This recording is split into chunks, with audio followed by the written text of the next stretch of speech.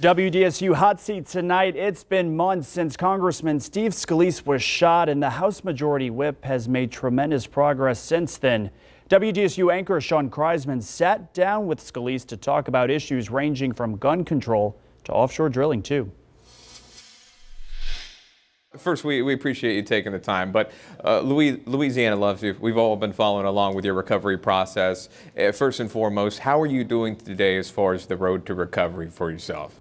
Thanks. I'm doing really well. I still, do a lot of physical therapy. I do 3 days a week, trying to get better, especially on my left leg, around where the bullet went in. Still have some nerve and muscle damage, but I worked through that.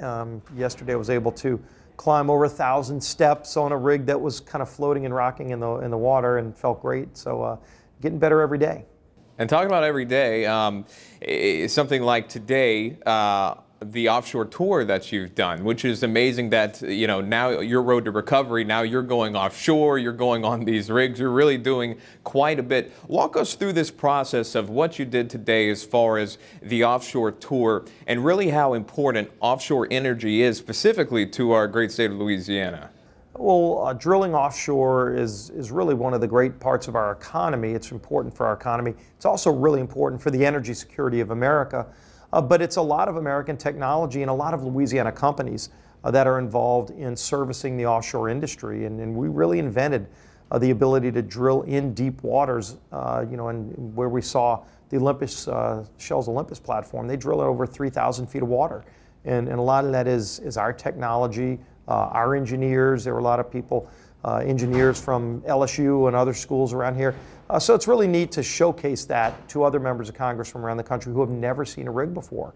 And so you literally go tour the entire rig. We climb over 1,000 stairs, but you go up and down, you see how the oil comes in from deep below, and then how they separate the water and the oil and the natural gas, and then distribute the oil through the pipelines to ultimately get to, to the places all around the country, and also to export it. So we really get to see the full breadth of energy production, and then talk to a lot of the companies that service the oil field, a lot of the small and medium-sized companies that are primarily Louisiana-based. And so it's a real eye-opening experience for members from other states. And talking about that as a representative for Louisiana, I'm looking at your guest list, as you will, that you took with you today. You've got representatives from Texas, North Carolina, Montana, and Utah as well. And then I think you also had the Deputy Secretary of the Department of Energy as well. Yes. On that trip today. Was this an eye-opening experience? Why is it important to allow these representatives to understand exactly what this means in the Gulf, and then what this means specifically for Louisiana? Yeah, well, it's one thing to talk about supporting American energy and being for an all-of-the-above strategy, but it's a whole different thing to actually go on a rig and see how you produce energy in the deep waters of the Gulf of Mexico. And I mean, it's amazing technology. You talk to the workers that are making on average $80,000+ a year, and it's hard work, but it's important work to produce. In this case, for Shell's Olympus platform that we toured, they produce over 100,000 barrels of oil a day, and so it's critical for America's energy security. But for Louisiana, I also shared with them the importance of revenue sharing and how each state that drills is able to share in some of the revenue. In Louisiana, we've dedicated that money to coastal restoration.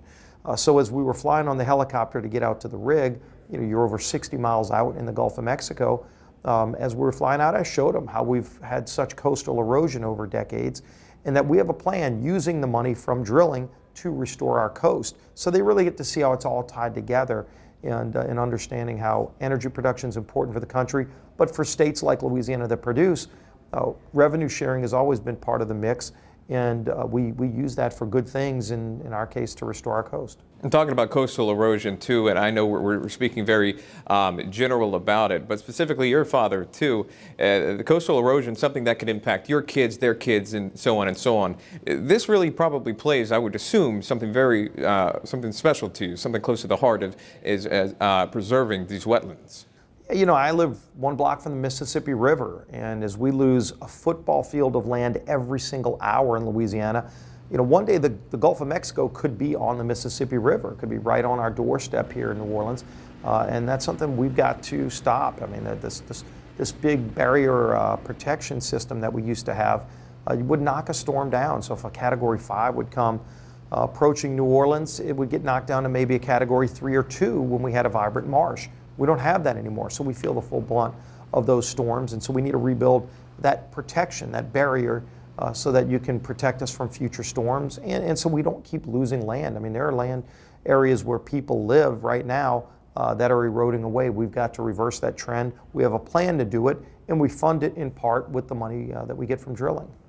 So much going on in our country right now. I want to speak specifically to Parkland, Florida, which catapulted so many, let's say, new voices to be heard. For instance, the more than 800,000 that marched for gun reform. And we're seeing now teens, we're seeing college students speak out. Being a victim of gun violence yourself, there's so many different, I want to say, ideas, right, of gun reform. So we're talking about getting rid of bump stocks, or possibly just getting rid of specific rifles, AR-15 rifles. Are we seeing trouble with guns, or are we seeing trouble with mental illness, or is it a school safety issue? Where does Steve Scalise stand on that topic? Where I stand is making sure that we can strengthen and fortify our schools to protect kids even better. Those are decisions that are made at the local level. You don't want the federal government telling local school systems how best to protect kids, because each school system is going to handle this differently, and they're having that debate. But I think one of the real concerns we ultimately need to have is that while we look at so many of the mental illness problems that are bleeding into these mass shootings and breakdowns in government, look, the FBI had this kid's name in Parkland months before the shooting, saying he was going to be a professional school shooter, and they didn't do anything with it. Local sheriff didn't handle this the way it should have been handled. But at the end of the day, you do have some of the kids from Parkland saying they want gun control. I've met with some of them. I've met with some of the kids from Parkland that say that there shouldn't be any infringements upon people's gun rights. I have been a strong supporter of the Second Amendment for a lot of reasons. One, it's part of the foundation of our country, but also in my case, it was people with guns that countered the shooter who was trying to kill me and a lot of other members of Congress that day, and he wasn't successful because there were people with guns to counter him. In many of these cases, they go into gun-free zones like schools where they know nobody else has a gun. And so having somebody to counter a shooter has been successful almost every day. Somebody uses a gun to protect themselves from crime, and it doesn't really get reported enough. Should school teachers be trained on how to utilize weapons in a scenario like that? I've been very clear that if local school systems want to have a voluntary program where a teacher could bring a weapon into school to protect themselves and the kids, it should be done in a very careful way where training is involved. And go look at the model of September 11th. Right after September 11th, Congress passed a law that allowed pilots under very strict training to be armed and bring a gun into the cockpit. And it's still a law today, by the way, and it works really well. But the training is critical because not every pilot wants to do it. It has to be voluntary. But there also has to be serious training involved. And I would suggest if a school system is interested in that, they should explore it, and they should look at the model of what was done after September 11th because it's worked really well. Let's jump into talking about the opioid epidemic here, and then specifically how it really does affect so many Americans, and specifically then diving into the state of Louisiana, how we're seeing this. Where do we stand now as far as legislation goes? What needs to happen, and how important is this to you? Opioid abuse is a serious problem in our community here in Southeast Louisiana. We see it all across the country, in rural areas especially, but you're seeing more and more people abusing prescription drugs, but also making, whether it's meth or other things, it is permeating a lot of communities in our country, and I think everybody's been touched in some kind of way by opioid abuse. What we've done in Congress just last week, passed additional funding to go and target this problem, to work with local law enforcement and give them more tools to be able to combat and counter opioid abuse. So it's something we take seriously. Congress did just act last week to put real money in place to address this problem. I want to ask you about something else too, and I know that you've been asked about this over and over multiple times here, but a Nevada congressman made comments about House Speaker Paul Ryan possibly leaving his seat. Ryan's office has since denied this, obviously, so far. Have you spoken with Speaker Ryan about his future plans at all? Speaker Ryan has told me that he's staying, and I expect, if you look at where we are right now, if Paul runs again for Speaker, he's going to be the next Speaker, and is doing a great job as Speaker, and our team works really well together. I know there's rumors out there. I don't get into the rumors and the speculation because, frankly, it takes you away from the primary focus, and that is we still got a lot of work to do to work with President Trump to get the economy back on track. And we've done some really good things. The tax cut bill is working incredibly well to get the economy moving, and there's more we want to do, like welfare reform, to help get the economy moving even better. And then we've got to make sure we focus on holding the majority, because Nancy Pelosi is out there raising tens of millions of dollars to become Speaker again. And if we had Nancy Pelosi as Speaker again next year, I think you've seen how devastating it was when she was Speaker last time. We don't want that to happen, and we've got to stay focused on doing our job and keeping this majority. Speaker of the House, is that a job that Steve Scalise would want? I mean, look, I know that there was an opening for Majority Leader a few years ago, and as Whip, I was running for Majority Leader, and I was able to put the votes together to get it, and then ultimately the Majority Leader was running for Speaker, Kevin McCarthy, and he decided not to run for Speaker, so there was no opening. But I was able to get the votes to do that and clearly expressed interest in moving up. And I enjoy working with my colleagues, especially on the Republican side where I work on a daily basis to put the coalitions together to pass our agenda. What's going to happen next, I can't predict. All I know is if we stay focused on doing our job and doing it really well, if other opportunities come, then we'll look at them as they arrive.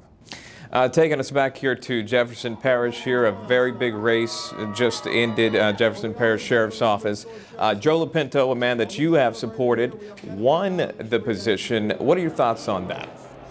I think Joe is the right choice for sheriff. I've known him for over a dozen years, worked with him for a little while in the legislature, and then have just known him as a person and know his family. He's a great person, a person of high integrity, the kind of person you want to run the sheriff's department. And so I got involved early because I knew who he was and felt like he was the right person to lead Jefferson Parish in a critical position of sheriff. And I'm glad that he's going to be staying on and that he was elected. I know my wife Jennifer did a great job, getting involved in the campaign too, and she's been wonderful and a rock in our family. But it was great to see her talking personally about how much integrity Joe has and why that's so important in the sheriff's office.